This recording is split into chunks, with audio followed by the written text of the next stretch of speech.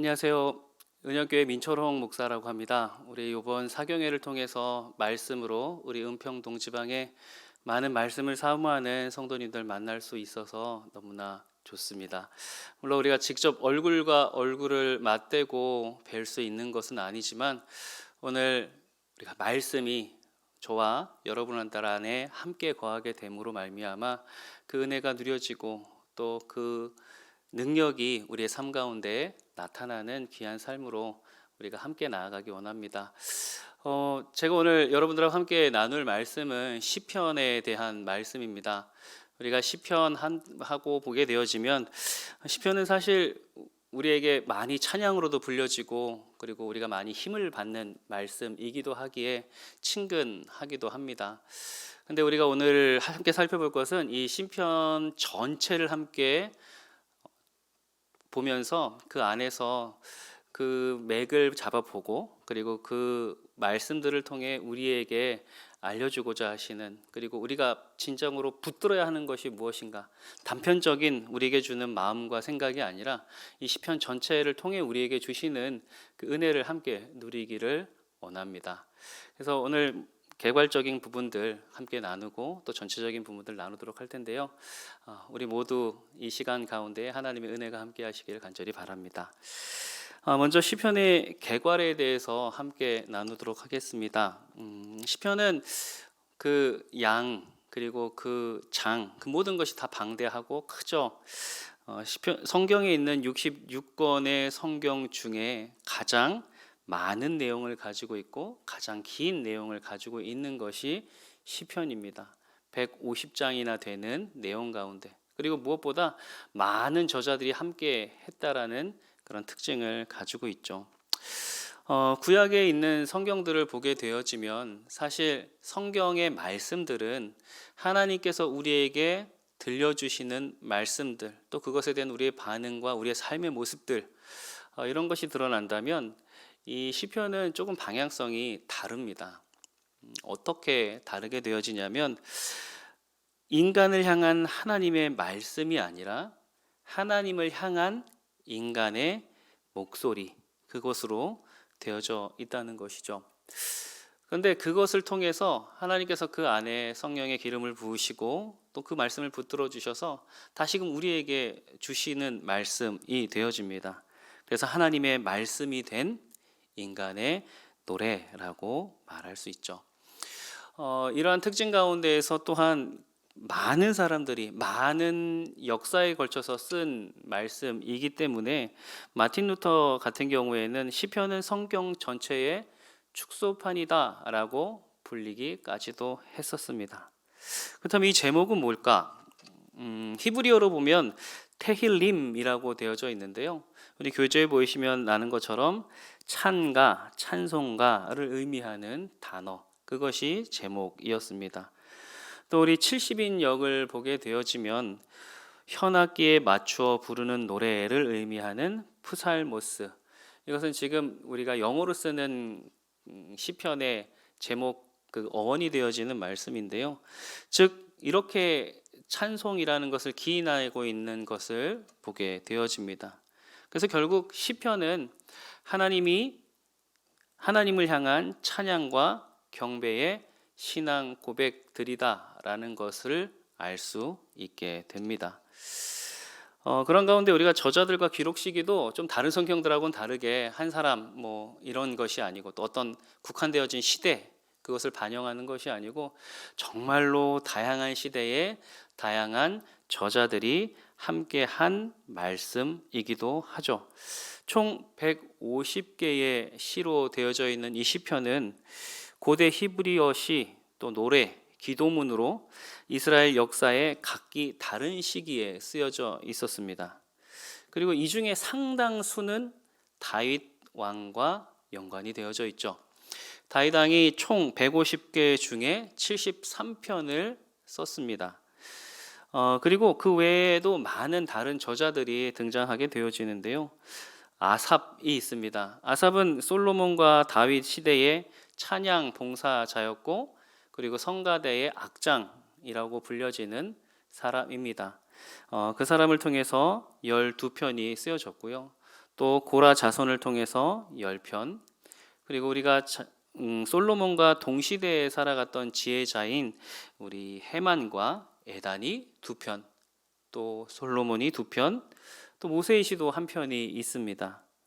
그리고 그 중에 약 3분의 1, 전체에서 3분의 1 정도 되는 49편은 작자가 누구인지 알 수 없는 작자 미상의 시들이 존재하고 있죠.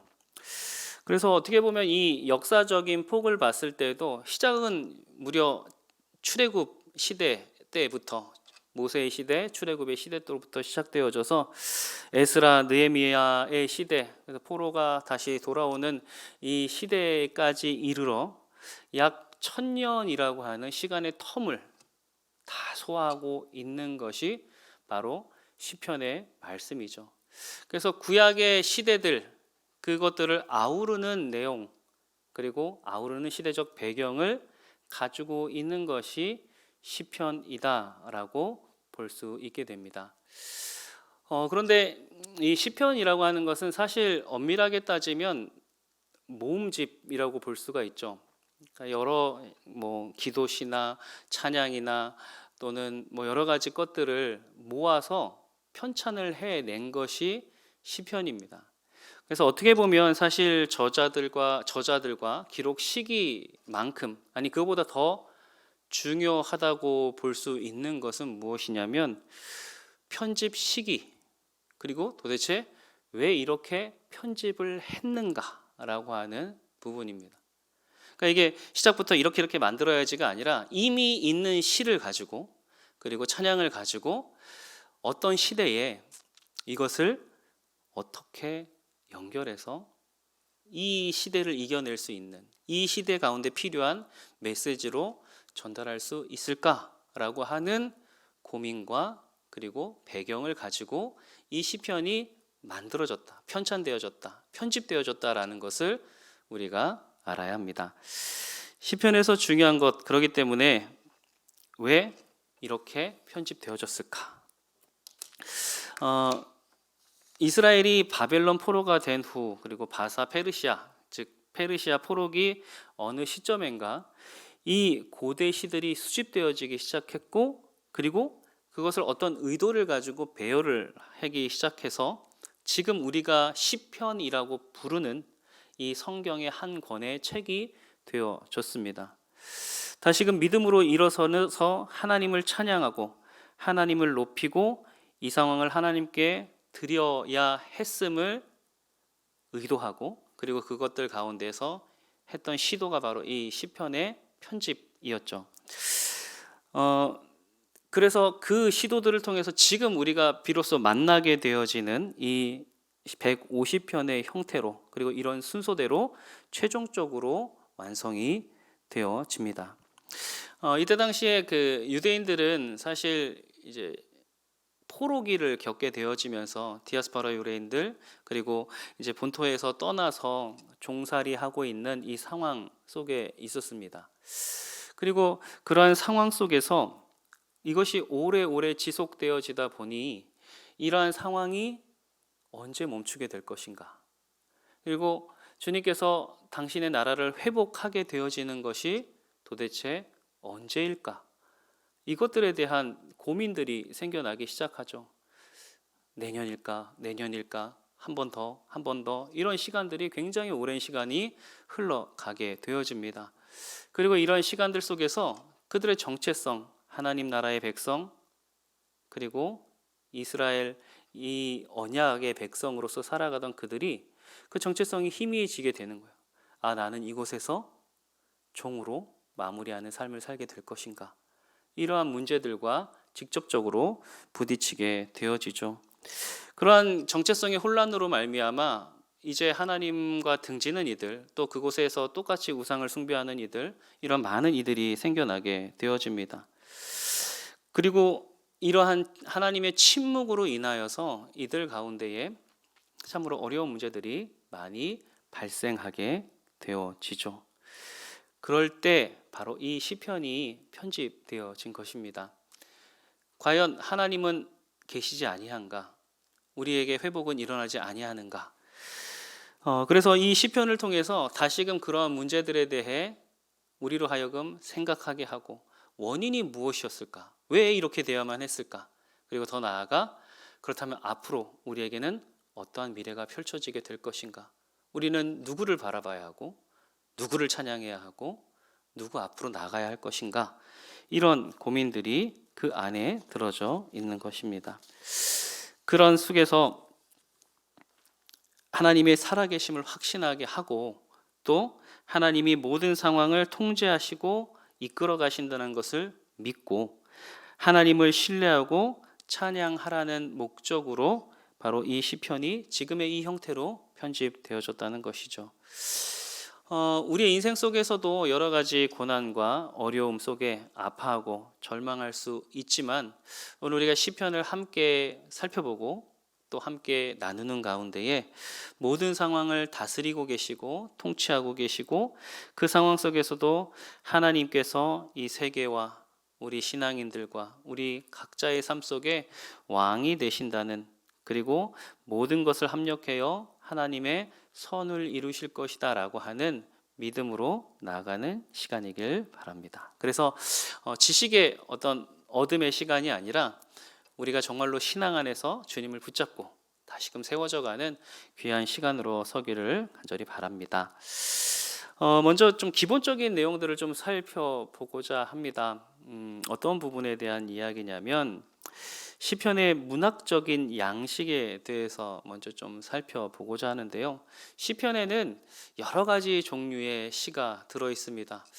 그래서 우리가 시편을 읽다 보면 어쩔 때는 힘도 나고, 또 어쩔 때는 나와 너무나도 비슷한 어려운 그 힘든 상황 속에서 있는 일들에 대한 공감이 될 때도 있고, 또 앞으로 우리에게 오실 하나님의 나라를 소망하고 대망하는, 또 내 삶 속에서 역사하시고 또 승리케 하시고 지키시고 인도하여 주셔서 주님께 감사하고 찬양하는 이러한 고백들, 참 많은 것들이 이 안에 들여져 있죠.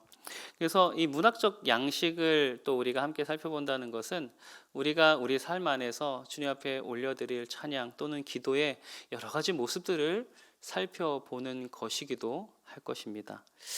시편의 문학적 양식 중에 우리가 가장 먼저 살펴볼 것은 바로 감사 시편입니다.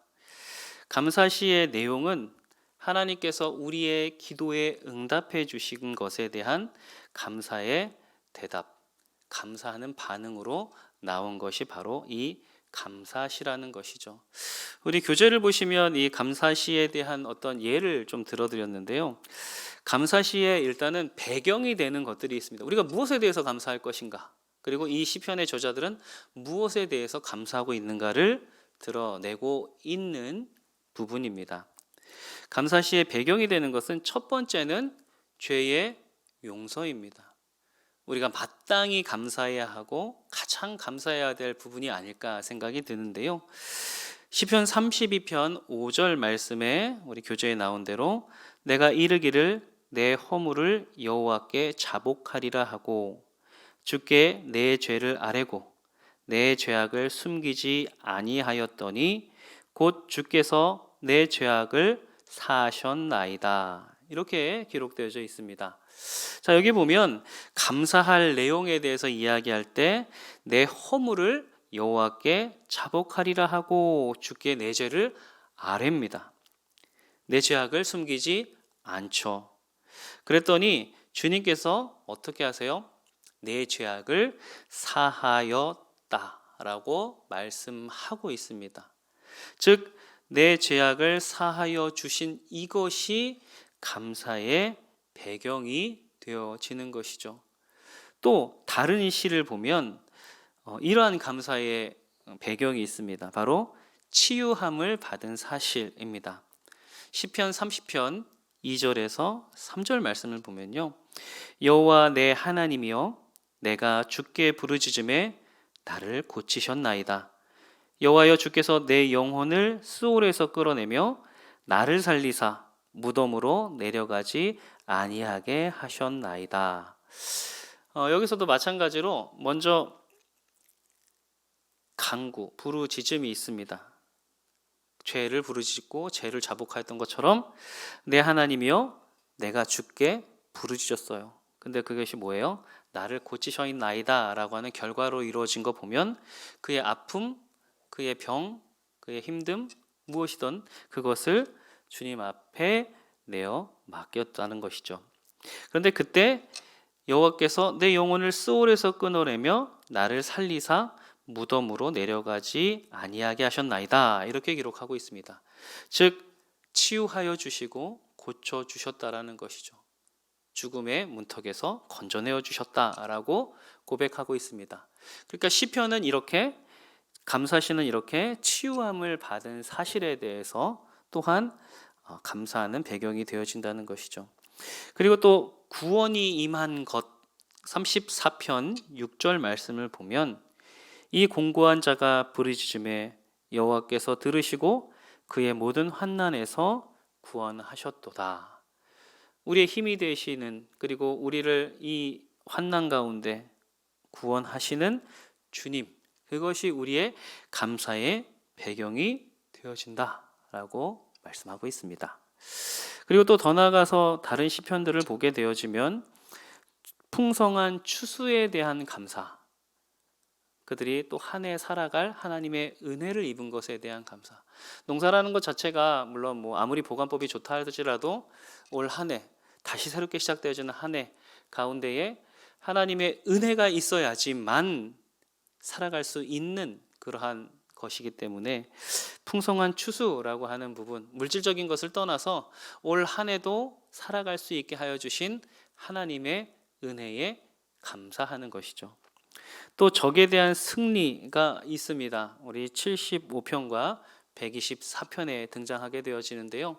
적을 이기게 하심, 그래서 하나님의 영광을 드높일 수 있게 하심이 우리에게 또한 감사의 이유가 됩니다.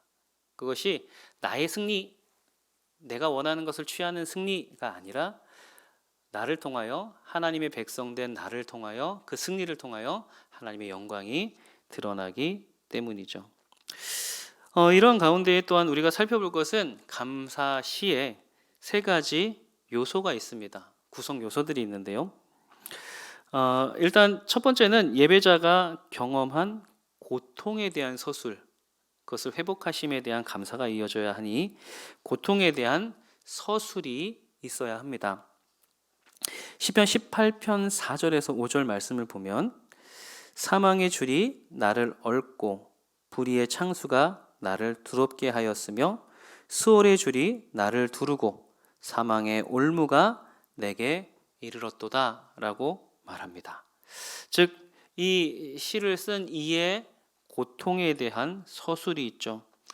지금 그의 상황은 사망의 줄이 얽매이고 있고 불의의 창수가 두렵게 하고 있고 수월의 줄이 두르고 있고 또 사망의 올무가 이르른 어떤 사면초가의 어려운 이 상황 가운데 있었음을 이야기합니다. 근데 그것을 누구에게 서술합니까? 바로 하나님 앞에 말씀드리는 것이죠. 그래서 두 번째로 우리가 봐야 될 것은 뭐냐? 하나님을 향한 탄원이 또 있어야 한다는 것입니다. 18편 6절 말씀을 보면 내가 환난 중에서 여호와께 아뢰며 나의 하나님께 부르짖었더니 그가 그의 성전에서 내 소리를 들으시며 그의 앞에서 나의 부르짖음이 그의 귀에 들렸도다라고 말씀하고 있죠. 즉 하나님께 그것을 구하고 그리고 그것이 그냥 부르짖음에서 끝나는 것이 아니라 끝에 있는 말씀처럼 그의 귀에 들렸도다라는 믿음으로 나아가는 것입니다.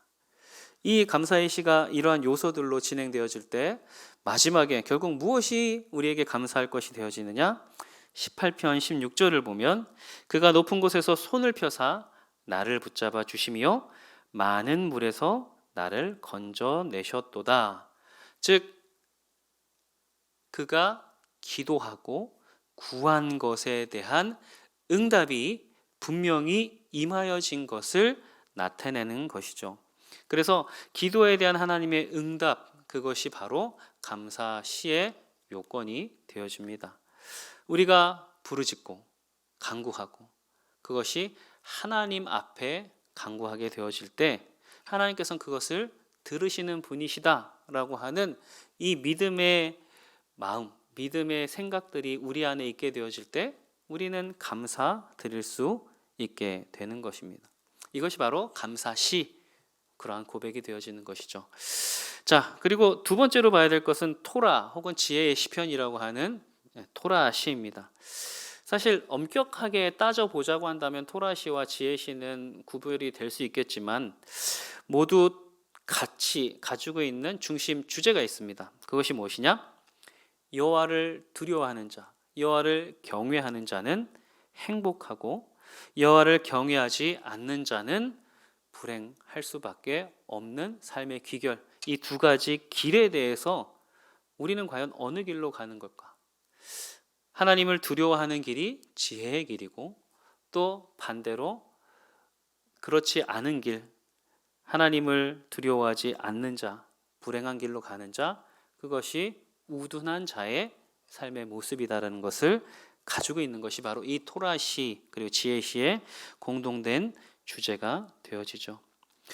그리고 토라시가 가지고 있는 내용은 삶에서 성공을 추구하는 이런 사람들, 어리석고 사악한 사람과 이와 반대되는 지혜롭고 의로운 사람을 서로 나누게 되어지고, 이 나눔 가운데에 우리 인간의 경험, 그것을 지식의 원천으로 보게 되는 것이 바로 이 토라시의 내용입니다.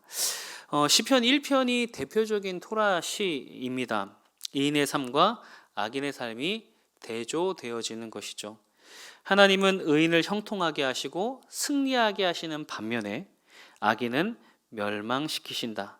이러한 하나님이 계시다는 사실은 하나님의 백성이 고난에 처할 때 이 세상에서 믿음으로 살 이유가 되게 됩니다. 우리 시편 1편을 보게 되어지면 시편 1편은 정확하게 한 가운데가 경계선이랄까요? 딱 나눠지는 선이 되어집니다. 1절부터 3절까지는 복 있는 사람의 삶에 대해서 말씀해 주고 있고요. 4절부터 6절까지는 악인들의 삶에 대해서 이야기합니다. 1절부터 3절 말씀을 보면 복 있는 사람은 악인들의 꾀를 따르지 아니하며 죄인들의 길에 서지 아니하며 오만한 자들의 자리에 앉지 아니하고 오직 여호와의 율법을 즐거워하여 그의 율법을 주야로 묵상하는 도다. 그는 시냇가에 심은 나무가 철을 따라 열매를 맺으며 그 잎사귀가 마르지 아니함 같으니 그가 하는 모든 일이 다 형통하리로다. 또 반대로 4절부터는 악인들은 그렇지 않으며 오직 바람에 나는 겨와 같도다. 그러므로 악인들은 심판을 견디지 못하며 죄인들이 의인들의 모임에 들지 못하리로다. 무릇 의인들의 길은 여호와께서 인정하시나 악인들의 길은 망하리로다 라고 말하고 있습니다. 3절의 말씀에서 그는 시냇가에 심은 나무가 철을 따라 열매를 맺지만, 반대로 5절의 말씀에서처럼 악인들은 심판을 견디지 못하고, 또 4절에 보면 오직 바람에 나는 겨와 같도다 이렇게 표현하고 있습니다. 죄인들이 그러한 모습과 의인들의 모습이 서로 대비되어지고 있죠. 이러한 사실은 하나님의 백성이 우리 가운데 우리가 아무리 어렵고 힘든 길을 만난다 할지라도, 그리고 어떠한 상황 가운데 빠진다 할지라도 우리가 어떤 길을 선택해야 할 것인가 라고 하는 삶의 지혜, 신앙의 지혜를 우리에게 허락해 주는 것입니다.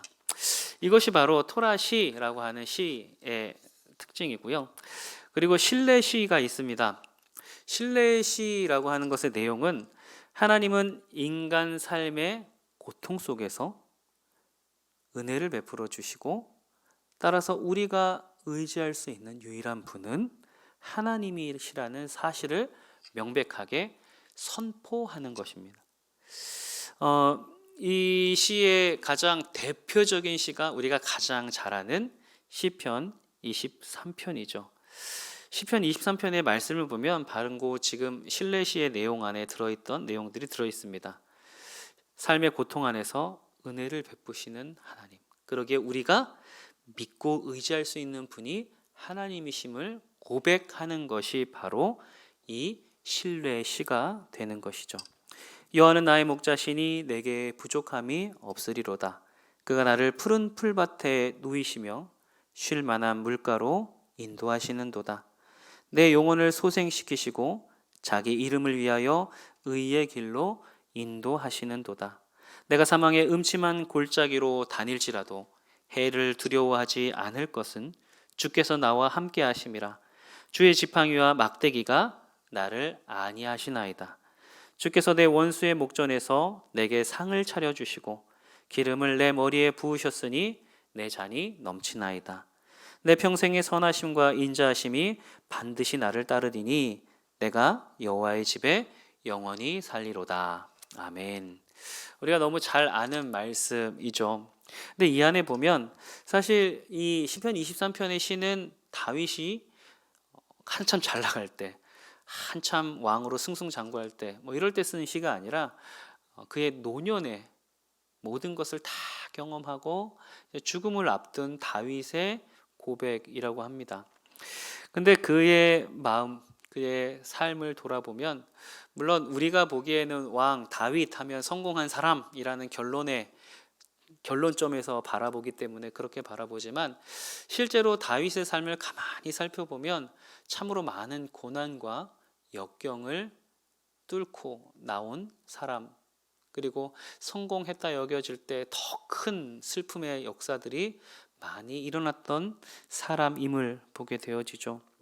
그렇기 때문에 오늘 이 시편의 말씀에서도 보면 사망의 음침한 골짜기로 다닐지라도 또 내 원수의 목전에서라고 하는 표현들이 등장합니다.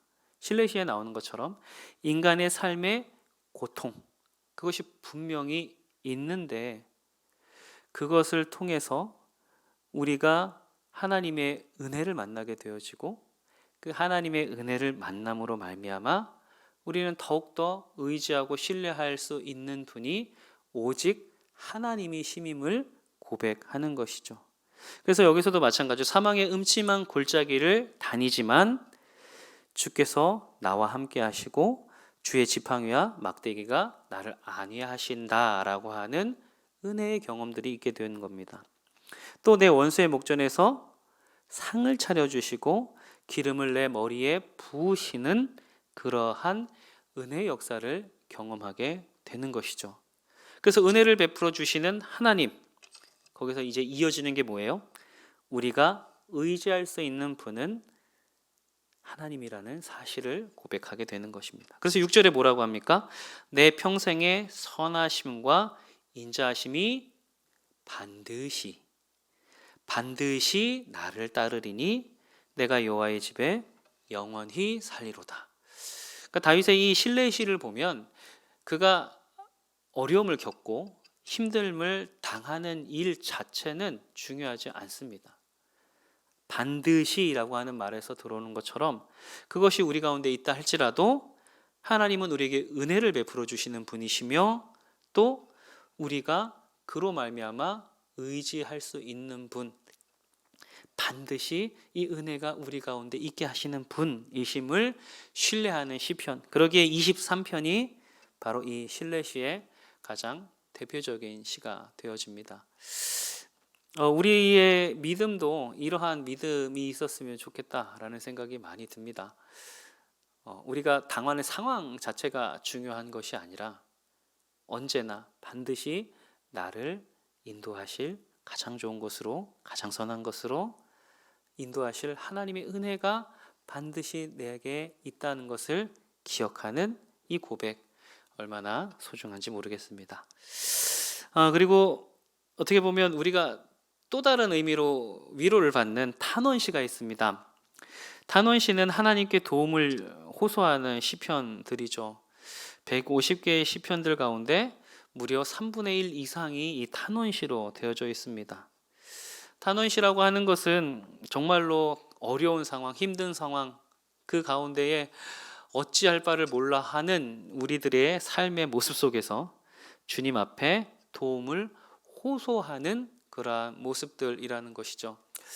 어떻게 보면 이 시편을 쓴 저자들 참 믿음이 좋고 그리고 영성가 혹은 찬양을 다루는 자 혹은 왕 이런 여러 가지 모습들의 사람들이었었는데 그 사람들에게 있어서도 마찬가지로 믿음으로 무조건 이겨내는 것이 아니라 때로는 정말로 주님 앞에 울부짖으며 기도할 수밖에 없는 그러한 상황들도 있었다는 것, 이것이 어떻게 보면 우리에게 위로가 되어지는, 우리의 삶과 연결되어져 있고 우리의 삶과 직접적으로 이어져 있는 그러한 것들인 것을 보게 됩니다.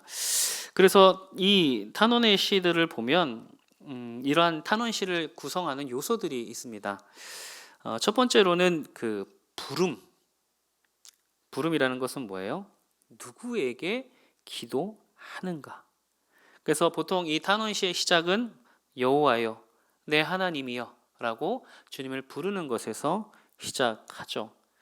그리고 두 번째 요소가 무엇이냐면 탄원, 진실한 토로입니다. 그러니까 입에 발린 말 혹은 예쁜 미사오구의 이야기가 아니라 지금 비참한 자신의 현실을 그대로 쏟아내고 말하는 것, 이것을 이야기하는 것이죠. 그래서 어찌하여, 언제까지, 왜라고 하는 어떤 불만 어린, 그리고 이해할 수 없다는 식의 단어들도 쓰이게 됩니다. 오늘 시편 13편의 말씀을 보면 이 탄원시인데요, 이런 요소들을 그 안에서 발견할 수가 있습니다. 13편 1절 말씀을 보면 여호와여 부르는 것이죠. 어느 때까지니까, 이게 탄원입니다. 그리고 이제 탄원의 이야기가 점점 길게 묘사가 되죠. 나를 영원히 잊으시나이까, 주의 얼굴을 나에게서 어느 때까지 숨기시겠나이까 라고 이야기합니다.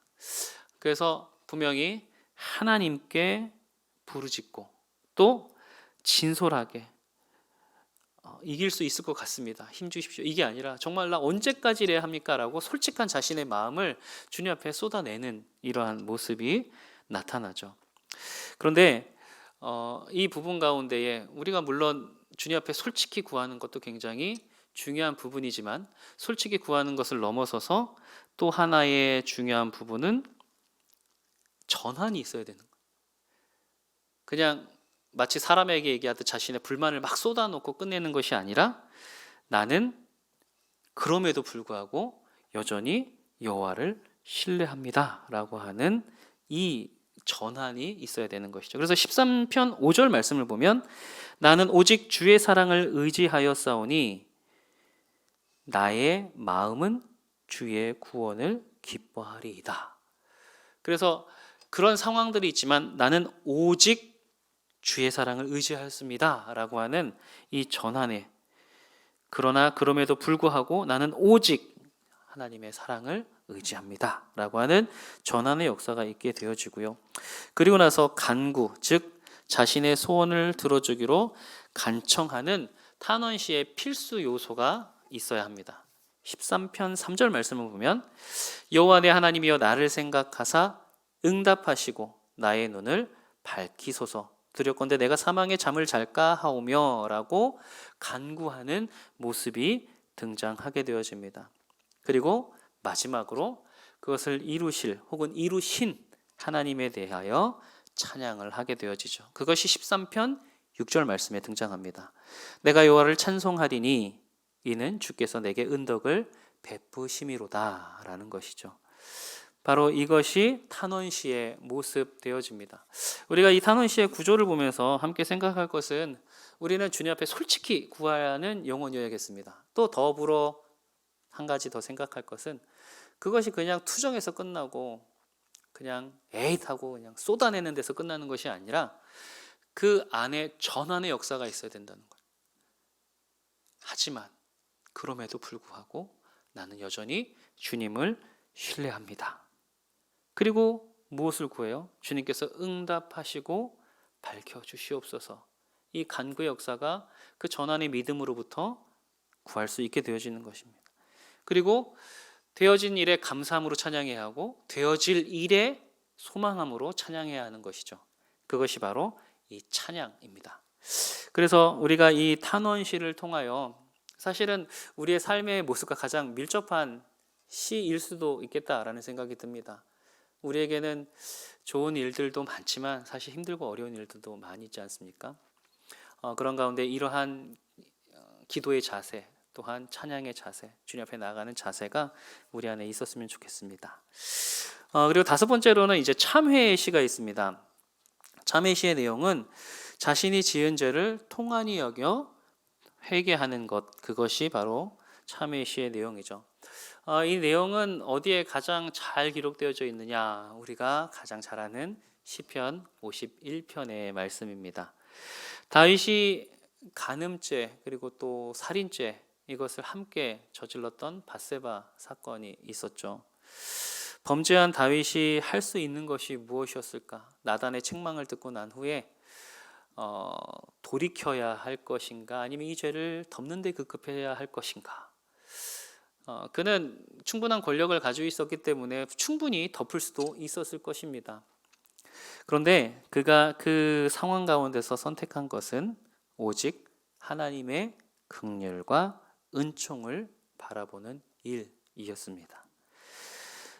이 다윗이 우슬초로 자신을 정결하게 해달라고 간구하죠. 이것은 구약시대에 시체를 만져 부정하게 된 사람에게 붉은 송아지를 태워 얻은 재를 물에 넣어 그것으로 정하게 했던 행위를 연상시키는 장면입니다. 나는 분명한 죄인이다 라는 것을 이야기하죠.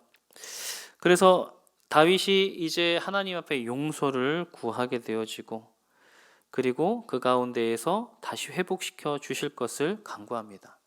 근데 이때 보면 그가 왕이었음에도 불구하고 이 죄에 대해서 이야기할 때 가장 두려워하였던 것, 그것은 자신이 왕의 권한을 박탈당하는 것에 대한 것이 아니라 주의 영을 멀리하지 마시고 나를 받아주시옵소서. 그러니까 나를 주님 앞에서 멀리하지 말아 주시옵소서. 주님과 멀어지는 것, 주님의 임재가 떠나가는 것을 가장 두려워했다는 것을 보게 되어집니다. 그래서 이 다윗은 이 참회의 신 51편의 말씀을 통해서 자신이 지은 죄를 통해 나타나는 현상들에 대해서 집중한 것이 아니라 이 지은 죄 자체를 통한이 여기고 그것으로 말미암아 죄와 멀리 있으신 하나님과의 관계가 멀어지는 것, 이것을 두려워하였던 거죠.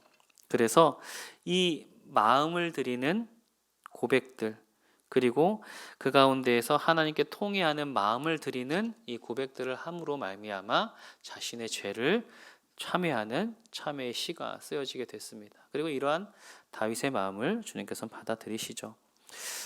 이러한 또 우리가 참회하는 고백들이 우리 안에 있어야 할 줄로 믿습니다. 그래서 우리의 죄악을 주님 앞에 고백하고 또한 그 가운데에서 그것으로 말미암아 우리가 가장 두려워할 것은 사람의 눈치, 그것으로 일어나는 파생되어지는 여러 가지 문제들에 대한 국한적인 문제가 아니라 주님과 멀어지게 되어지는 이 죄의 본성을 두려워하고 아파하고 힘들어하는 그러한 고백이길 바랍니다.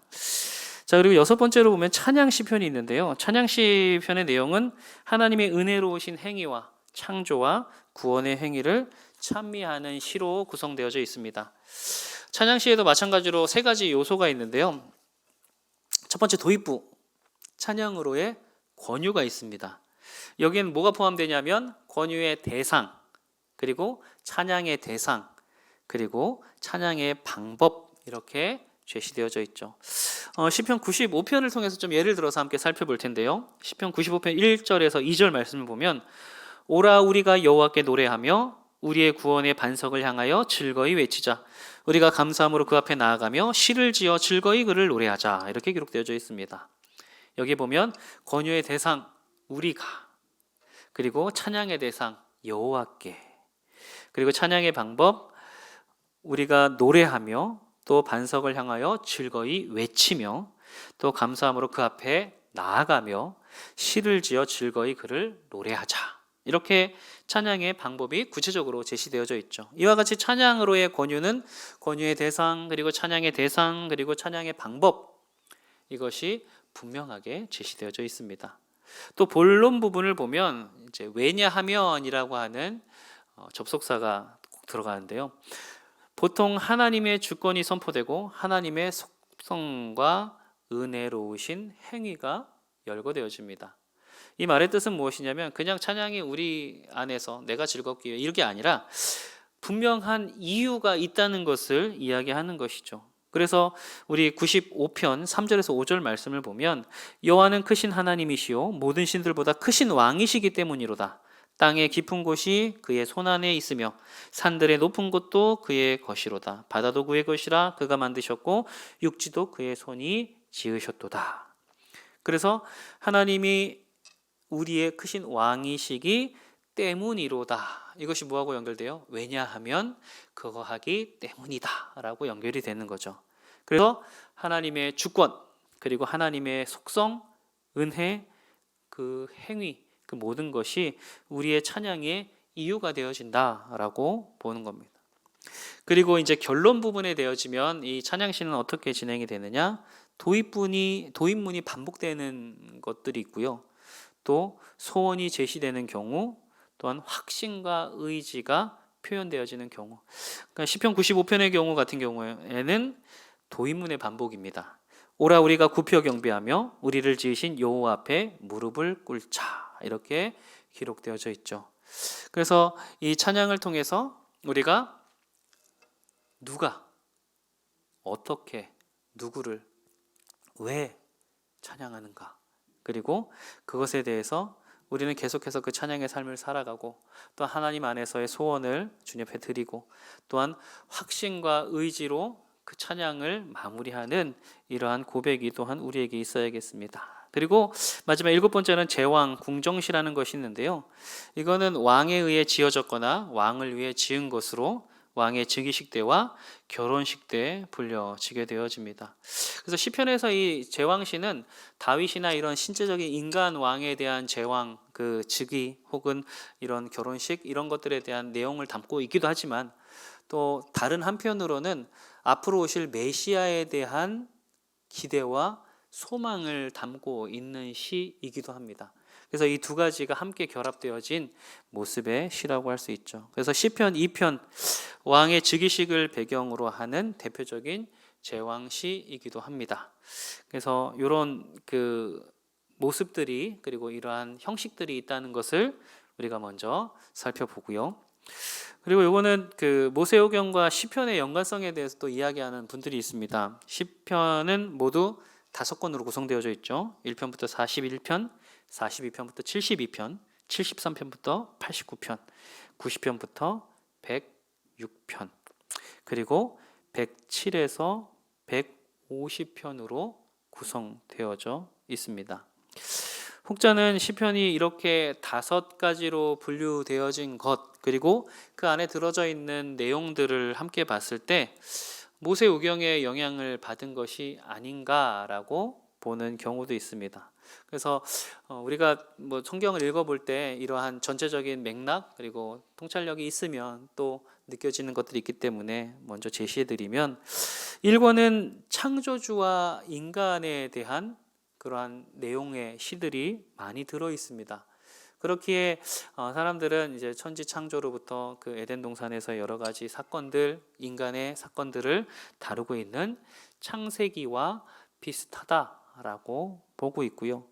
또 2권은 해방과 구원에 대한 말씀들에 대한 것들이 많이 등장하죠.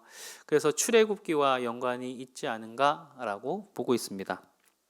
또 3권은 예배와 성소에 대한 말씀들이 많이 있다 보니 레위기라 생각할 경우가 많고요. 또 4권은 인생의 순례, 그 길을 이야기하는 그 부분들이기 때문에 민수기라고 봅니다. 또 5권은 말씀과 찬양이 많이 들어있어 신명기와 맥을 같이 한다, 이렇게 보는 경우가 있죠. 그래서 이거는 뭐 한 가지 시편을 바라보는 관점이라고 보시면 될 것 같고요. 우리가 지금부터 이제 본격적으로 살펴볼 내용은 무엇이냐면, 그렇다면 이 시편은 전체적으로 어떤 말씀들로 구성되어져 있고 어떤 구조이고, 그리고 그 구조를 통해서 실제적으로 이것을 읽는 독자들에게 무슨 내용의 말씀을 전하고자 하는가, 이것들을 살펴보고자 합니다. 먼저 시편이 어떻게 구성되어져 있는가를 보면 시편에는 서문이 있고요. 그리고 서문과 결론이 앞뒤를 둘러싸고 있습니다. 그리고 이 서문에 이어지는 본문이 총 5권으로. 그래서 우리 성경을 보시면 성경에 각 권이 어디부터 시작되어지는지 쓰여져 있게 됩니다. 그래서 5개의 권으로 그 안에 있는 내용들이 있게 됩니다. 그리고 서론에서는 전체적인 주제에 대한 핵심 키워드 2개를 던지고요. 그리고 각 본론들에서는 그것들을 이스라엘의 역사 안에서 있었던 사건들로 엮어갑니다. 그리고 이것이 편집되어졌다라고 여겨지는 가장 큰 증거 중에 하나가 뭐냐면 이 5개의 책의 끝날 때에 문구가 통일되어졌다는 거예요. 그러니까 1권의 끝 하면서 나오는 문구, 2권의 끝 하면서 나오는 문구와 앞에 있는 내용하고 가끔은 전혀 상관없이 등장하게 되어지는데 41장 13절, 그리고 72편 18절에서 19절, 89편 51절, 106편 48절, 145편 21절이 공의하는 말씀이 뭐냐면 이스라엘의 하나님 여호와를 영원히 송축할지로다. 아멘, 아멘. 이렇게 기록이 되어져 있습니다. 물론 조금씩 다른 내용들이 있긴 하지만 큰 맥락 안에서 보면 이 내용으로 끝맺음을 하고 있다는 것이에요. 각 권의 끝이. 그래서 이건 편집자가 나중에 각 권의 끝에 붙인 말씀. 그래서 하나의 중심 주제로 모아가는 어구다라고 말을 하고 있죠. 그래서 시작의 1, 2편의 서문과 그리고 5권으로 되어 있는 말씀과 그리고 마지막 5권의 결론으로 구성되어져 있습니다. 오늘 우리가 그 구조를 통해서 한번 좀 전체적인 맥락을 좀 살펴볼 건데요. 먼저 서문, 시편 1편과 2편입니다. 이게 왜 서문인가? 이 서문의 역할은 말 그대로 우리 보통 책에서 이야기하는 것처럼 앞으로 어떤 이야기들이 펼쳐질 것이고 어떤 주제로 이 말씀들이 진행될 것인가를 표현하고 나타내는 부분이 바로 1편과 2편. 그래서 서론이면서 어떻게 보면 방향을 설정하는 그러한 구절이 되어집니다. 일단은 그 형식적으로 표면적으로 나타나는 이것이 왜 서론인가라는 증거가 한 가지는 무엇이냐면 보통 시편에는 표제가 있습니다. 그러니까 그 시의 제목들이 붙어져 있죠. 그래서 성경을 이렇게 쭉 살펴보면 시편의 말씀 같은 경우에는 그 말씀 위에 제목들이 붙어 있기 마련입니다. 그런데 이 서문인 1편과 2편의 말씀 위를 보면 아무리 봐도 제목이 등장하지 않습니다. 왜냐하면 그것이 서문이기 때문이죠. 그래서 그때 당시에는 시를 지을 때 그 표제어를 붙이는 것이 당연한 법칙 중에 하나였는데 그것이 있지 않습니다. 그리고 중요한 것은 이 시편의 전체를 아우르는 주제를 담고 있다는 것이죠. 그래서 시편 1편 그리고 2편의 말씀을 보면 이 2가지의 말씀이 가지고 있는 주제들. 1편은 아까도 말씀드린 것처럼 복 있는 사람은 어떤 사람이다? 주님의 말씀을 묵상하는 사람, 율법을 주야로 묵상하는 사람. 묵상이라고 하는 것은 그냥 읽는 데서 그치는 것이 아니라 그 말씀대로 살아가고자 하는 자들에게는 복이 있고 또 반대로 그것과 상관없이 살아가는 자들에게는 복이 아닌 불행과 심판이 있을 것이다. 이것이 1편의 주제가 되어지고요. 그리고 2편의 같은 경우에는 왕에 대한 이야기가 나오죠. 이따가 다시 살펴보겠지만 율법과 왕이라고 하는 이 2가지의 키워드를 가지고 있습니다. 또 그리고 이 서문에 대해서 한 덩어리로 볼 수 있는 것, 이것이 그냥 1편과 2편이기도 하지만 전체적으로 서문이다라고 볼 수 있는 형태가 있는데 그것이 뭐냐면 서론의 시작과 그리고 마지막, 즉 1편의 시작과 2편의 끝이 서로 동일하다는 사실입니다. 1편 1절 말씀은 복 있는 사람은 악인들의 꾀를 따르지 아니하며 죄인들의 길에 서지 아니하며 오만한 자들의 자리에 앉지 아니하고 라고 되어져 있고요. 2편 12절 말씀을 보면 그의 아들에게 입맞추라 그렇지 아니하면 진노하심으로 너희가 길에서 망하리니 그의 진노가 급하심이라. 여호와께 피하는 모든 사람은 다 복이 있도다. 1절 1장 1절 시작도 복이 있다. 그리고 2편의 12절 끝도 복이 있다. 이렇게 끝납니다. 그래서 이 서문의 내용을 하나로 감싸 안는 거예요. 복이 있다로 시작해서 복이 있다로 끝내는 거죠. 그래서 이 내용들을 하나로 묶어서 한 덩어리임을 말해주고 있습니다. 그리고 아까 잠깐 살펴보다 말았지만 그것이 가지고 있는 내용, 서문이 가지고 있는 내용이 중요한데요. 서문은 1편은 말 그대로 아까 하나님의 율법대로 사는 사람은 복이 있다. 구약의 어떤 가장 큰 줄거리이기도 하죠. 하나님의 말씀을 따라 살아가는 자 형통할 것이요, 하나님의 말씀에서 멀어진 자 심판을 받을 것이다.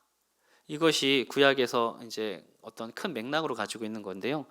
그리고 나서 2편의 말씀을 보면 이제 하나님께서 그 왕을 세우십니다. 그리고 그 왕은 어떤 왕이냐? 하나님의 위임을 받은 왕이 되어지죠. 그렇기 때문에 하나님께서 인정하시는 진정한 왕은 누구인가? 그것은 이방 나라들이 헛된 일을 꾸미고 군왕들이 나서고 서로 꾀하고 그리고 여호와의 기름 부은 자를 대적하고 이런 문제들이 이 세상에 있는데, 그런데 4절에 보면 하늘에 계신 이가 그것을 보고 어떻게 해요? 웃으시고 주께서 그들을 비웃으신다, 이렇게 표현하고 있습니다. 그리고 내가 나의 왕을 거룩한 산 시온에 세웠다 하시리로다, 이렇게 말하게 되어지죠. 그러면서 그들은 어떻게 하느냐? 하나님을 경외함으로 섬기며 떨며 즐거워할지어다. 그리고 군왕들아 너희는 지혜를 얻으며 세상의 재판관들아 너희는 교훈을 받을지어다. 그래서 진정으로 좋은 왕은 누구냐? 하나님의 말씀 순종하는 왕임을 드러내고 있게 됩니다.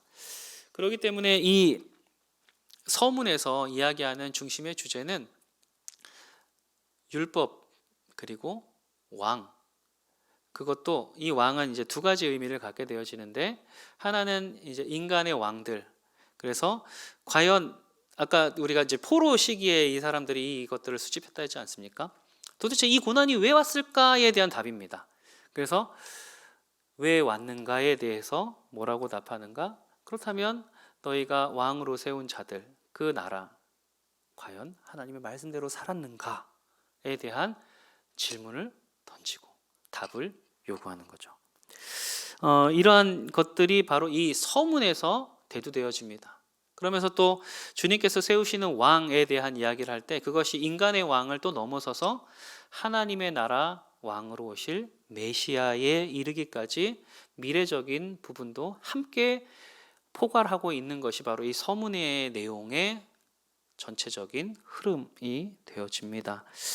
자, 그렇게 돼서 이제 이 서문에서 그러한 두 가지 주제, 왕 그리고 율법, 이걸 던져놓고 이제 10편의 1권의 내용이 되어지는 3편에서부터 41편에까지의 내용이 등장하게 되어지죠. 특징 중에 하나, 표제가 다윗이라는 사실입니다. 그리고 여기에 있는 내용들은 다윗이 왕에 오름부터 범죄하기 전까지 하고 연관이 많이 되어져 있습니다. 구조를 보게 되어지면 3편과 14편, 그리고 15편에서 24편, 25편에서 34편, 35편에서 41편, 이렇게 네 부분으로 나눌 수가 있게 되어지는데요. 정중앙에 15편에서 24편까지 이어지는 시모음을 배치하게 되어지죠. 앞뒤로 이제 생각을 해보면. 그런데 그 18편, 그리고 이 중심에 몇 편이냐면 10편, 19편이 가장 가운데 등장하게 되어집니다. 근데 이 10편, 19편의 내용이 뭐냐면 바로 율법에 대한 시가 바로 이 10편, 19편의 내용인데요. 그리고 앞뒤에 있는 18편과 20에서 21편은 왕에 대한 시입니다. 이 말씀을 보면 우리가 방금 살펴봤던 서문의 내용, 그리고 거기서 다뤘던 내용이 위치상으로 이 1권의 가장 중앙에 위치한다는 것을 보게 되어지죠. 그래서 율법에 대한 말씀과 왕에 대한 말씀이 그 율법에 대한 말씀을 둘러싸고 있는 이런 형태로 되어져 있죠. 율법을 지키는 것이 복이라고 얘기했던 1편과 그리고 2편 하나님의 대리자로 세운 왕은 율법을 지켜야 한다는 내용이 이렇게 같이 나오면서 도출되어지는 결론은 율법을 지키는 왕이 그럼 과연 누구인가? 누구였을까에 대한 도출을 하게 되어지죠. 그래서 그게 누구냐? 다윗이다. 그러다 보니까 시편 제1권의 표제어는 모두 다윗이 들어가게 되어집니다. 그래서 이 다윗에 대한 이야기로 진행이 되어지는 것이 시편 1편의 말씀이 되어지죠. 그리고 이어지는 2권은 탄식시가 굉장히 많이 등장합니다. 약 61%가 된다고 하는데요.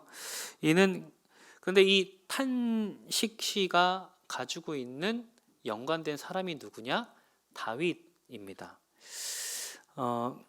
이 50편의 내용이 이제 중요한데요. 42편에서 72편 중에 50편의 내용이 등장하는데 50편은 무엇에 대해서 이야기하냐면 이스라엘의 제사에 대해서 책망하는 말씀이 등장합니다. 회개하지도 않고 재물은 드리나 그들의 마음은 드리지 않는 이러한 모습이죠. 그래서 50편 21절에서 22절은 이렇게 얘기합니다. 내가 이 일을 행하여도 내가 잠잠하였더니 내가 나를 너와 같은 줄로 생각하였도다. 그러나 내가 너를 책망하여 내 죄를 내 눈 앞에 낱낱이 드러내리라 하시는도다. 하나님을 잊어버린 너희여 이제 이를 생각하라. 그렇지 아니하면 내가 너희를 찢으리니 건질 자 없으리라. 이렇게 얘기하고 있죠.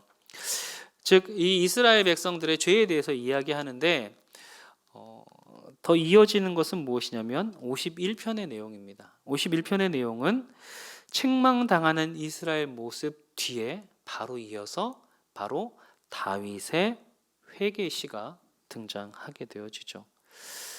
이 다윗의 회개의 모습이 나오면서 이제 다윗이 이전 하나님과 동행하고 하나님의 말씀대로 살아가고 하나님의 뜻을 따라 살아갔었던 왕성하였던 다윗 왕의 시대가 이제 다윗의 죄로 말미암아 다윗이 말씀대로 살아갔을 때 형통함, 그런데 이제는 말씀대로 살아가지 아니하였던 그 모습으로부터 시작되어지는 탄식시의 여러 다윗과 연관되어진 탄식시가 마구마구 등장하는 것이 바로 제2권의 내용이 됩니다.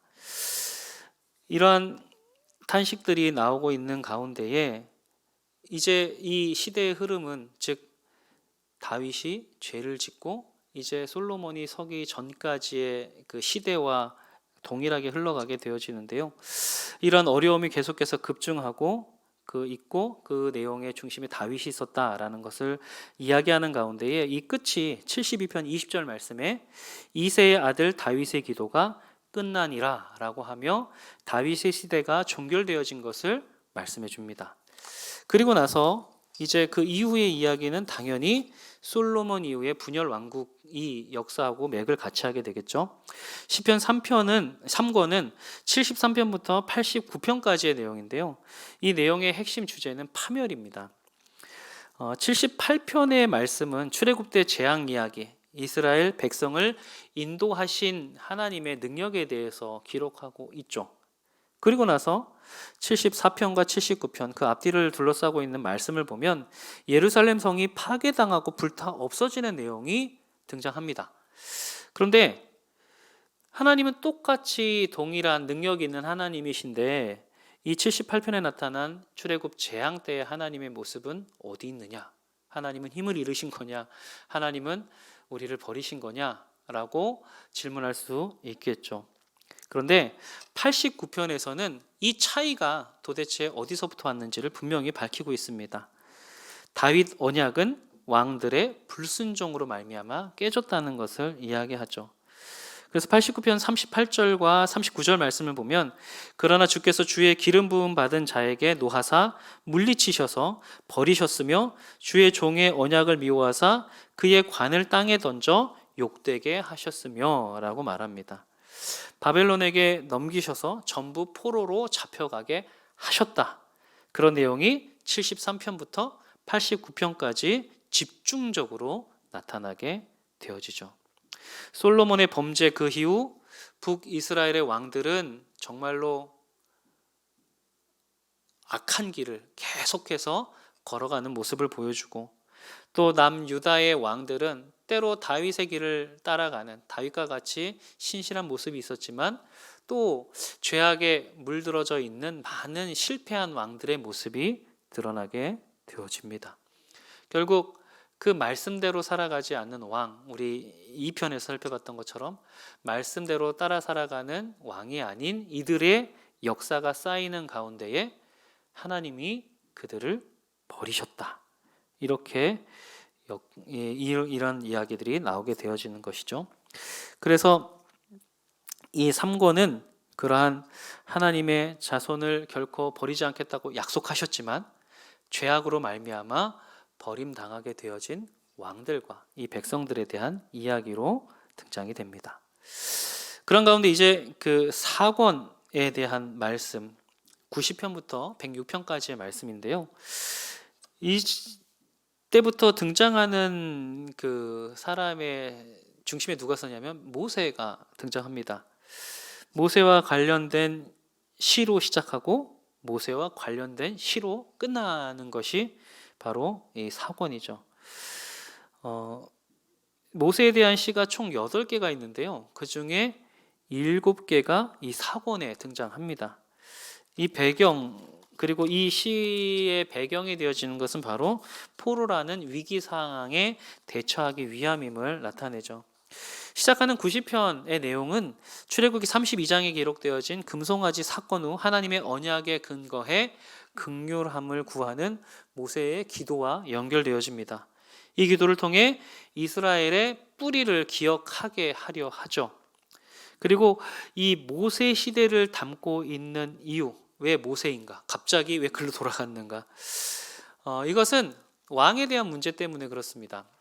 아까 말씀드린 것처럼 솔로몬 이후의 왕들, 그리고 심지어 다윗도 죄악을 저지르고 돌이키지 못할 죄악 속에 빠지게 되어졌다가 이런 일들이 일어나고, 또 이후의 왕들도 계속해서 그런 문제들 속에 결국 이 나라가 무너졌다는 것을 이야기하죠. 근데 모세, 즉 출애굽 시대 때에 누가 이스라엘의 왕이었는가에 대한 문제를 제시하는 겁니다. 106편 47절 말씀 보면 여호와 우리 하나님이여 우리를 구원하사 여러 나라로부터 모으시고 우리가 주의 거룩하신 이름을 감사하며 주의 영예를 찬양하게 하소서라고 이야기하고 있죠. 그리고 93편에서 99편의 주제는 바로 여호와께서 왕으로 다스리신다라고 하며 피조물들이 찬양하는 모습이 나타나고 있습니다. 즉 이것은 이제 이 주제가 하나님의 말씀에 순종하는 왕에서 넘어서서 하나님이 우리의 왕이시고 그리고 여호와께서 우리의 왕이 되신다라고 하는 부분으로 넘어갑니다. 그리고 지금 우리를 회복시키실 왕은 누구이신가? 메시아, 우리에게 오실 예수 그리스도, 그가 오실 때 우리에게 허락하실 새로운 나라, 새로운 땅, 이것임을 향해서 나아가게 되어지는 것이죠. 그래서 이 사권의 중심에는 이스라엘의 하나님이 온 세상의 진정한 왕이심을 선포하는 시들과 나무, 산, 강, 이러한 모든 피조물들이, 즉 열방의 하나님의 공의와 그의 나라가 임할 것을, 그리고 그 나라를 찬양하는 그런 모습들이 드러나게 되어집니다. 그래서 이제 5권으로 넘어가면 107편부터 145편인데요. 이거는 바벨론 포로 귀환 이후의 이야기입니다. 특징 중에 하나는 갑자기 찬양시가 많아지죠. 44개 중에 22개의 시가 찬양시로 되어져 있습니다. 바로 이제 예루살렘으로 돌아왔기 때문인데요. 또 하나의 특징은 107편과 145편, 이 시작과 끝이 모두 다 지혜시로 시작해서 지혜시로 끝난다는 겁니다. 지혜시의 중심 주제는 하나님을 경외하라, 그런 자들에게 복이 있다라고 하는 것이 주제라고 했었었죠. 즉 이것은 돌아와서 내가 어떻게 살 것인가에 대해서 대답을 요구하고 있는 것입니다.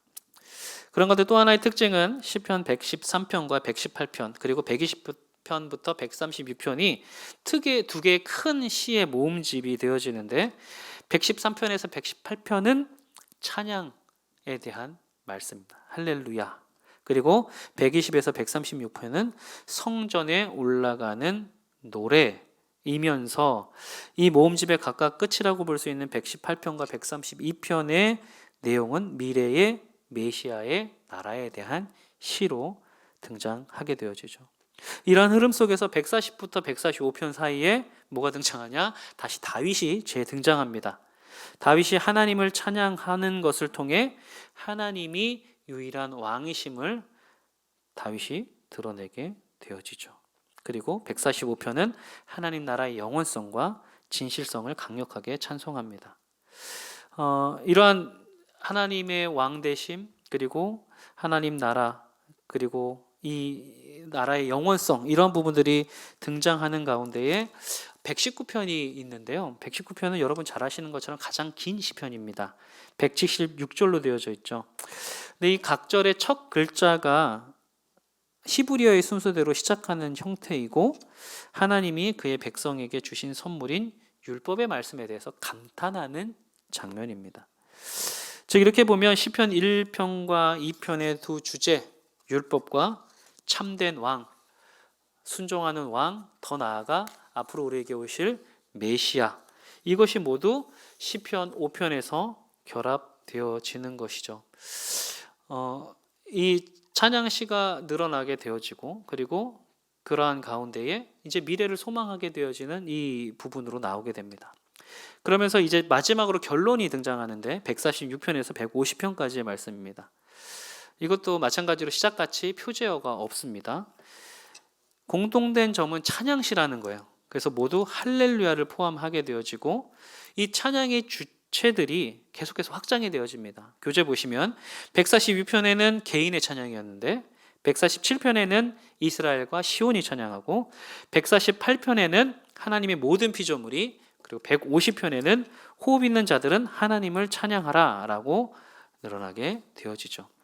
이렇게 생각해 보면 시편이 이제 서론을 빼고 본론적으로 나와서 결론에 이를 때에 탄식시로 시작돼서, 즉 3편의 탄식시로 시작돼서 시편의 말씀은 찬양시로 마무리가 되어졌다라는 것을 보게 되어집니다. 그리고 양적으로도 앞에는 탄식시가 많지만 뒤로 갈수록 찬양시가 많다는 것을 보게 되어지죠.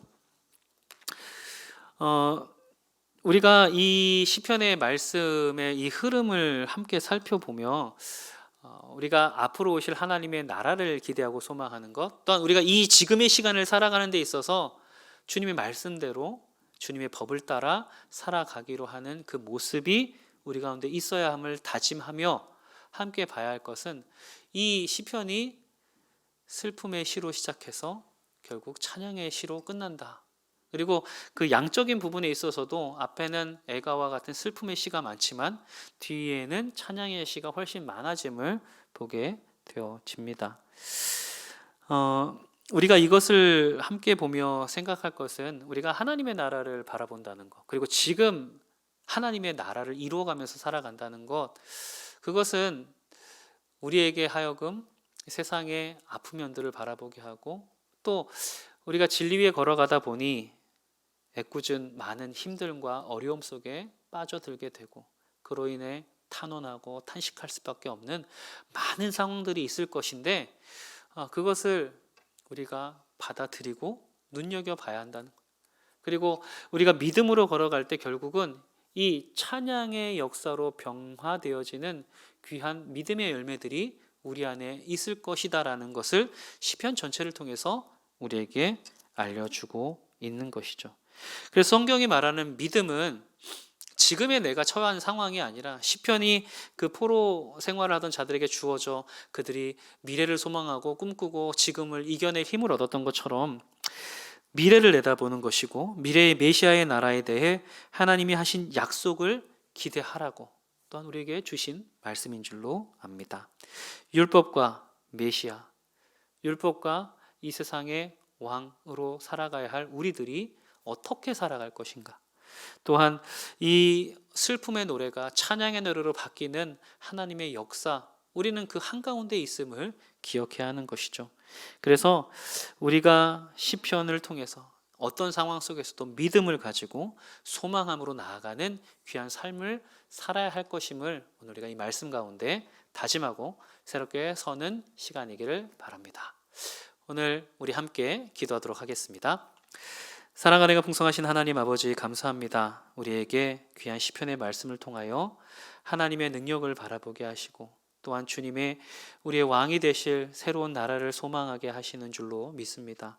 아버지 하나님, 그러한 미래가 어느 순간 갑자기 이루어지는 것이 아니라 지금 이 시간 말씀대로 살아가고 말씀을 붙잡고 살아가는 그 율법의 그 말씀에 하나님의 가르침에 붙들린 자들의 삶으로 살아가게 되어질 때에 주님께서 우리의 그 시간들을 사용하셔서 하나님의 통치하시는 그 나라를 이루어 가실 줄 믿습니다.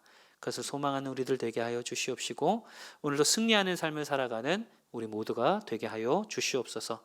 모든 말씀 사랑이 많으신 예수님의 이름으로 기도합니다. 아멘.